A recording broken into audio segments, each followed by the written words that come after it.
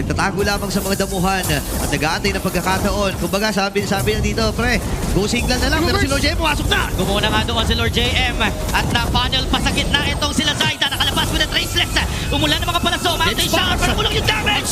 Si Benny, ang kanyang nakuha. Ito na naman si James Max with a million move. Ako with a flicker in.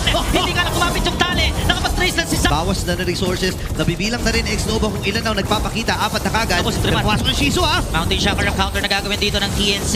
Medyo nasaktan na, nakapitan naman ng Trimar sa likuran. Etong si Shizu pero buhay pa rin. Raging Sandstorm out para kay X-Nova. Nakaluwag sa gitna ng Police Starmon sa JM. Makakalabas ng buhay. Nagbubula ng mga kaibigan dito ang TNC para lang makalaban ng sabayan. Tsunami Slam si Aqua. Ang kanilang natagpuan sa kanyang pagbaba. Nagalit si X-Nova. Pinag-flicker in. Pero siya pa rin ang mapapaslap. Sasayaw. Sa gitna si Benny. Shizu goes down. No ay mapapatay. Pero James Max with a million moves. Hanggang Zaida in the process. Dalawa lang silang natin. Kumakat. Okay, tinatry ni Lord JM. Kaya ba? Police sabi na gamit! Tatlo ang kanyang kalaban with a Tsunami Slam. Ramtam. Kato, pero may plano si James. Nakita ata sila! Nakita sila! Sa likod magaling X-Nova with a Raging Sandstorm. May Winter Crown na gagamitin with a Mountain Shocker.